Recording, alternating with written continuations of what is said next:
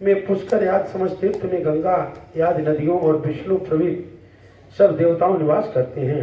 तुलसी के पौधे के पास जो अपना प्राण विसर्जन करता है वह चाहे कितना बड़ा पापी क्यों न हो, उसे यमराज नहीं देखते हैं। ये राजन, जो लोग तुलसी के काठ का चंदन लगाते हैं वह सहज में मोक्ष को प्राप्त होते हैं। उनके द्वारा किए गए पाप उनके शरीर को स्पर्श नहीं कर पाते हैं। राजन, जहाँ तुलसी के वन की छाया हो वहाँ पर पितरों को श्राद्ध करना चाहिए। वहाँ पर पितरों के निमित्त दिया हुआ दान हमेशा के लिए अक्षय होता है, जिसकी कभी क्षति नहीं होती है।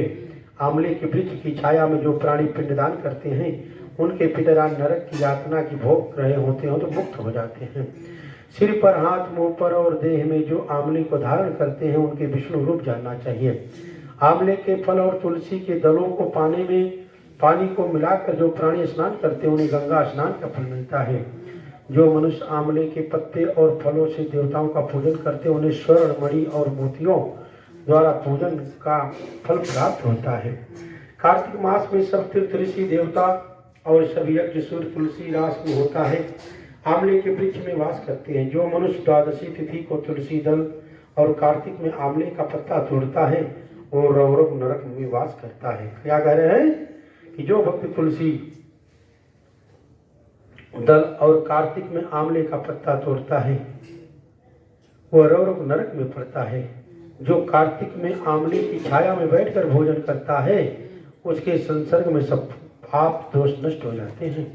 कार्तिक में जो आंवले की जड़ में विष्णु जी का पूजन करता है उसे श्री विष्णु के क्षेत्रों के पूजन का फल प्राप्त होता है। आंवले का तुलसी की महत्ता का वर्णन करने में ब्रह्मा जी भी असमर्थ है, इसीलिए धात्री और तुलसी जी का जन्म कथा सुनने से मनुष्य अपने वंश सहित भोग भक्ति को पाप हो जाता है। बोल कार्तिक महात्म की जय। अध्याय सुनो सुधाकर। नारद जी, आपने तुलसी के इतिहास का व्रत महात्म के बारे में कहा, यह भी बताने की कृपा करें कार्तिक मास में क्या और भी देवताओं का पूजन होता है, यह भी मुझे समझाइए। नारद जी ने कहा, पहले समय में पर्वत के निकट कर्तिपुर में एक धर्मात्मा मर्दत्त नामक ब्राह्मण रहता था। वह भगवान विष्णु के सब व्रत करता था। एक दिन कार्तिक मास में वह एक पहर रात शेष रहने पर जागरण के लिए भगवान विष्णु के मंदिर में हर प्रकार की सामग्री लेकर जा रहा था। मार्ग में उसने एक बड़े भयंकर राक्षसी को देखा जिसे बड़े बड़े दांत मांस रहित था। उस भयंकर राक्षसी को देखकर धर्मदत्त बुरी तरह कांपने लगा। अन्य कुछ उपाय न देखकर उसने पूजा वाली थाली और जल का लोटा उसके ऊपर फेंक दिया। क्योंकि उसने भगवत नाम का जप करते हुए सामग्री और जल का लोटा जिसमें तुलसी दल पड़ा था उसको मारा था, जिससे उसके जन्म जन्मांतर के पाप नष्ट हो गए और पूर्व जन्म याद आ गया। वह हाथ जोड़कर धर्मदत्त के चरणों में गिर पड़ी और बोली, हे विप्र, मैं पूर्व जन्म में कर्मों के फल से इस अवस्था को प्राप्त हुई थी। नारद जी कहे, हे राजन, उसे इस प्रकार प्रणाम करते देखकर यद विस्मित होकर धर्मदत्त ने पूछा, तेरी यह अवस्था किस कर्म के फल से हुई है? तो पूर्व जन्म में कहाँ रहती थी और तेरा कैसा चरित्र था? यह सब कुछ मुझसे बता। उस राक्षसी ने, जिसका नाम कलहा था, उसने कहा कि हे ब्राह्मण, सौराष्ट्र में भिक्षुक नामक एक ब्राह्मण रहता था। मैं उसकी पत्नी थी। मेरा स्वभाव बड़ा ही निठुर था। मैंने अपने पति का कभी भला नहीं चाहा और न उसे कभी अच्छा भोजन और न मिठाई भी खाने को दी। मैं प्रतिदिन उससे लड़ती झगड़ती रहती थी। मुझे इस प्रकार से झगड़ालू देख तथा नित्य प्रत की कलह से तंग आकर मेरे पति ने दूसरा विवाह करने का निश्चय कर लिया। यह सुनकर कि मेरा पति दूसरा ब्याह कर रहा है, मैंने उसके ब्याह से पहले उसको विष खाकर आत्महत्या कर ली। मेरी मृत्यु के बाद यमदूत आए और मुझे गदा से मारते हुए यम के पास ले गए। यमराज ने मुझे देखकर चित्रगुप्त से पूछा, है चित्रगुप्त, इसने क्या कर्म किया है? जो भी कर्म इसने किए हैं उनका फल हमें भोगना होगा। कलहा ने कहा, ब्राह्मण, चित्रगुप्त ने यमराज से कहा, इसने अपने जीवन में कोई भी अच्छा काम ही नहीं किया है।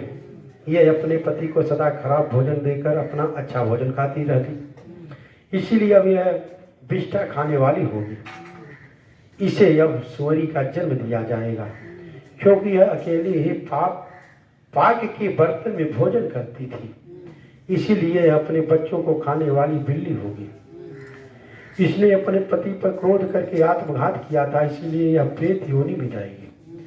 अब आप इसको अपने दूतों द्वारा मरु स्थान में भेज दीजिए। वहां पर यह बहुत दिनों तक प्रेत योनि में रहकर फिर यह पापी अपनी प्रेत योनियों को भोगेगी। सो ब्राह्मण, मैं 500 वर्ष से प्रेत योनि में हूँ और भूख पास के कारण नित्य नित्य दुखी रहती हूँ। एक दिन भूख से तंग आकर मैं एक वैश्य के शरीर में प्रविष्ट हो गई। उसके सिर द्वारा मैं कृष्णा और बेड़ी के संगम पर इस देश में आ पहुंची। एक दिन भगवान शंकर व विष्णु जी ने मुझे बलात् उसके शरीर से बाहर निकाल दिया। फिर मुझे आप दिखाई दे दिए। आपके लोटे में तुलसी जल का छींटा मेरे ऊपर पड़ा, जिससे मेरे सब पाप नष्ट हो गए। हे द्विजोत्तम, हे ब्राह्मण, अब आप मुझे यह बताइए कि आगे होने वाले 3 योनियों के इस प्रेत शरीर में किस तरह से मेरी मुक्ति होगी।